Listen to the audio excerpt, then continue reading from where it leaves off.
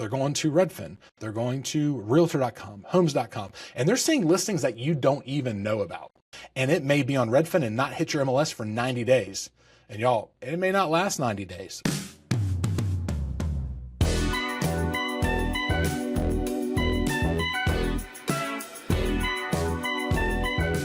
All right, y'all, do you know where your listings are actually going to be posted coming up in the next couple of months? Because if you think you know, you probably don't. I don't know if y'all have been watching the news or catching up on social media, but there has been an instant overnight portal war that's been going on between all the major companies and all the major portals about coming soons and, exclusive listing postings. So it all kind of steps back to about a year ago, maybe a little less than that. NAR defined or redefined clear cooperation. It came up for a vote. They were thinking about getting rid of it. And a lot of major companies, like Compass CEO Robert Redfin, was wanting to get rid of clear cooperation. And you can take a deep dive into clear cooperation, but basically what it says is that within 24 hours of marketing a property, you have to post it on the MLS. Now, don't get me wrong, there's a couple MLSs, several throughout the country that have coming soons that have the ability to do that, but the majority of them don't. So the reason they like this clear cooperation is because it allows all the companies, all the agents, and all the buyers and sellers to make sure that their listing is getting shared to the most amount of people possible. And really, that's what clear cooperation is about, in my opinion. The highest and best use marketing to get the word out there. Back in the day, before we had this kind of policy, big companies would keep their listings private and they would keep them in-house, and they would have just a list for their people, or they'd post them on their windows. Remember that stuff? You'd walk by like an old retail spot and have like all these different listings. You're like, I haven't seen that one. Well, guys, it was because they were hoarding them, and they were hoarding them because they were trying to sell them themselves. Now, in their defense, before the 90s, there wasn't buyer agency really. So they were all trying to sell them themselves because buyers weren't represented by any agents. They were sub-agents. And that's a whole different video. But it was akin to how most real estate is done now, like Costa Rica and Spain, where, let's put it this way. If you're looking for a rental property right now, at least in most of the markets that I'm in, you have to call the rental company itself or their website to see what their inventory is. They're not putting it on the MLS. They don't have to put it on the MLS. So it's kind of a pain in the ass. Well, clear cooperation was to kind of get over that. Like, hey, it's in the MLS. Everybody can see it. You've started marketing it, so you've got to now play by the rules. So now let's get into what's changing. Since NAR kind of clarified that and said, hey, we're not opposed to coming soons or pre-marketing, but you have to follow your local MLS rules and guidelines. Okay, cool. Well, here's the rub. Robert Redfin got in the business about 10 years ago through venture capital and started Compass. Compass started acquiring companies and teams, friends of mine actually, to work for them in major markets. All right. Well, part of their strategy was, why are we playing by the same set of rules? And I'm paraphrasing here, but why are we having to put our listings out there to everybody? Why can't we try and sell them ourselves? It's a very venture capitalistic kind of thing to say, correct? So what has happened since then is he has taken this torch and run with it.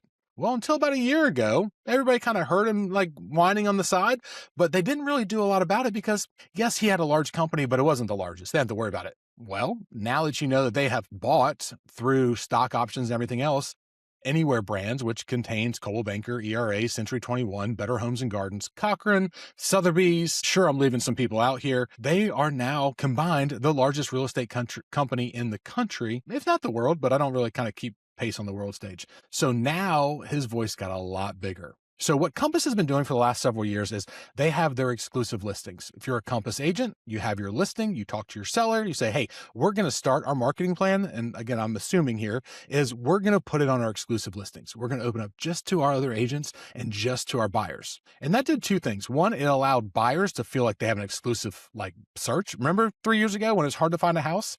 Well, imagine if your company had a whole list of houses that didn't hit the market yet, but you could see them. It's a real cool ploy, to be honest with you. So they do exclusive listing, and that's behind the paywall. And I call it a paywall, but behind their login, right? And you can only log in if you're an agent or you're a client of theirs. Now, if that didn't sell after a certain amount of time, the time I'm not sure, then it would go to their pre-market, which would be on their website, front facing, meaning that I could go to compass.com and see their listings, but it hadn't made it to the MLS yet. So step one, exclusive, see if we have a buyer in house, see if one of our agents can sell it first. Step two, that didn't work. Let's go to public, but let's not go all the way. So we're going to do compass.com. So people have to come to us, probably register, We get the lead. We have business. Very venture capitalistic thing kind of do. I don't blame them. And if it doesn't sell then they put it on the MLS, which syndicates to all the big guys, all the other agencies, my website, everybody's website through IDX. And now the market gets to see it. Who knows how long this thing has been off the market? And so the question comes down to, what about days on market? What does days on market really have to do with selling a house? Well, for buyers and consumers, and myself included as an agent, it helps with comparables. It helps me when I'm comping a house to know, hey, this house that we think we're comparable to has been on the market 120 days, but the average has been 60. So houses like the one we have in this market at that price are taking a lot longer. Why is that? Well, maybe the comps aren't ringing true and the buyer demand is lower and we have to price it lower to sell faster, or however I want to advise my client. But it's a key part of data. And if this house is not listed right away on the MLS, those days on market aren't accumulating, which is exactly the reason that Compass likes this, because they don't want to waste days on market. And here's my number one reason why, and I'm shooting in the dark here, but it's because agents love to push the market. Agents love to try and price something higher because they think it should sell for it, or they're bad negotiators, or they can't talk to their clients professionally. And they're like, let's just try this price. And they know damn well and good that it's not going to sell for that price, but let's just try it. Before they had to put it on the MLS, they knew, like, as soon as we put that thing on there, those days start ticking. And those are some of our precious days on market, because some of the first buyers that see it are some of the best buyers because they're looking. So now we can test the market. Let's throw a ridiculous number out there, or maybe a high number, or maybe the right number. I'm not saying they're doing it on purpose, and let's see what happens, but no harm, no foul, because nobody's going to know about it. So I think that's one of the other reasons, is it's going to allow their agents to kind of beta test the market instead of becoming really good at pricing and understanding how the market works. That's the main reason I think they're doing it. So let's fast forward. They become the biggest company in the country, and they go and say, hey, we don't have a portal. We're not like Redfin. We're not associated with our own Redfin portal, which is pretty popular. So they went to Redfin, who just got acquired by Rocket Mortgage, which is the first or second largest mortgage company in the country.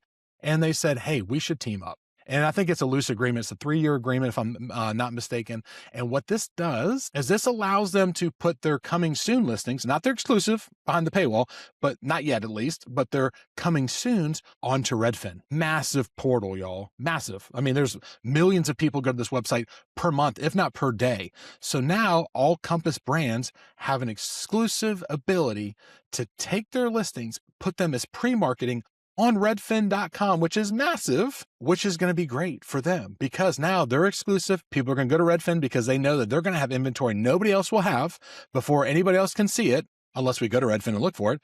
But also, any lead coming in will go back most likely to Compass Brands, is what it was saying. It was a little vague on it, but it was pretty much saying that these are going to be over 1 million leads a year that will most likely go back to these agents. And the agent will be listed as the listing agent on Redfin, so they know who it is. So that got everybody in a tizzy, because what Robert's been crying for in the last couple of years is actually coming to fruition. So now let's fast forward a week or two. And the big news at the beginning of the week was, hey, Zillow's like, yo, we're not getting left out of this thing, right? But Zillow's always been an advocate of clear cooperation. And they have been, because it's in their best interest. Because if we put stuff on the MLS, guess where it goes next? To Zillow.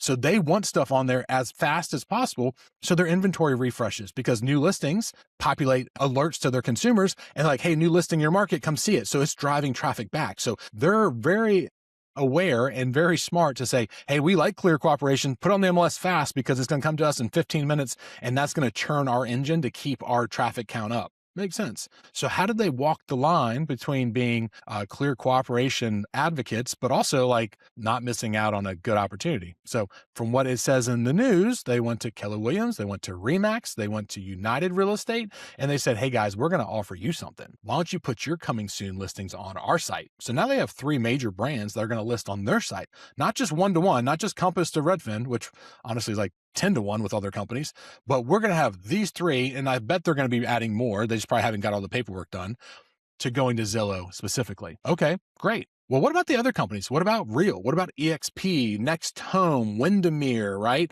Or the big independents, Howard Hanna, Long and Foster, which I think now Howard Hanna as well, but William Ravis, all those big power players throughout the country. Well, we don't know yet.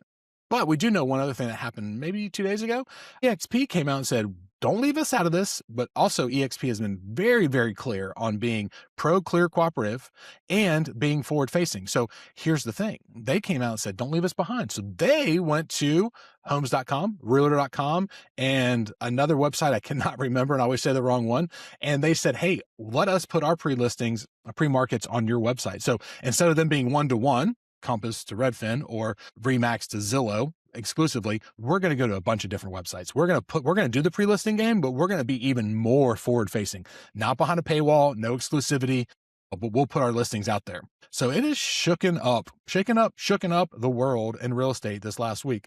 And if it hasn't shaken you yet, agents, it's going to, because you might be thinking this is just a bunch of news grabbing, fear mongering kind of stuff. Yeah, it is, but it also moves really, really quick. So before, your world revolved around getting a listing, getting it ready for market, marketing it, putting on MLS, or putting on MLS, then marketing it, right? And then the world would take it from there, put it on all the different portals. Maybe you had some lead ads with Realtor or Zillow or Homes, and you would start getting leads from it. So let's say you're the buyer's agent. You've got a person set up on a home search for your local MLS, Paragon, Navica, whatever it is, and you're waiting for that system to email your client when listings hit the market that match their criteria. Not the most forward, aggressive way of selling houses to buyers, but it's a way that a lot of agents are doing it. Well, imagine if that data is either old, because those houses have been on the market for a month or 3 and you didn't know it, or your clients are going, hey, I saw a sign down the yard. That's not in your MLS. It's not coming to me. And so they're like, oh, it's on Zillow. So they're going to Zillow. They're going to Redfin. They're going to realtor.com, homes.com. And they're seeing listings that you don't even know about, that you don't even have direct access to. Now you can go search them there, but they're not going to be sending them to you. Not yet, at least. So you're going to be behind the 8 ball. So how are you searching for houses now? How are you finding houses for your buyer? You've got to change your strategy. You're going to have to go check Zillow every single day, multiple times a day. You're going to have to go check homes.com and Redfin and all these other processes and programs to make sure that you know the right listings are hitting the market, because your consumer's looking for that 3-bed, 2-bath bungalow down the street, and it may be on Redfin and not hit your MLS for 90 days. And y'all, it may not last 90 days. So it's going to change the way everything works. It's going to change the way you list things. It's going to change the conversation you have with sellers. It's going to change the conversation you have with sellers on pricing and negotiations, because you're going to get a lot more of, hey, let's just try it. The days on market aren't adding up. If it doesn't sell, then let's put it on the MLS and see what happens. So it's going to be a big deal. And you're going to have to change just about everything. And I'm not here to scare you. I'm here to be a practitioner and a broker. And I'm looking at you like I'm looking at my agents going, how are we going to circumnavigate this? So big deal, big issues. How does it all end? I'm going to come out with another video on projections and predictions. I haven't got all my thoughts around it yet, but I think there's going to be some big things that are going to happen because of this. And it may be such an extreme, but what they're doing now, that it's going to get us back to where we were, but we'll see. So stay tuned for the next video where I go over the 5 predictions I have that come from this type of movement. And we're going to go through it. I'd love to hear your comments. I'd love to hear your complaints, your concerns. Like, hit me with them, because I'm just an independent broker trying to figure out how this is going to navigate. And I'd love your opinion. Maybe you're with these companies and you love it. Maybe you're not and you hate it, or vice versa. So drop the comments below. Hit that like and subscribe button, because I'm going to keep doing these. I want to make sure they make them to your inbox.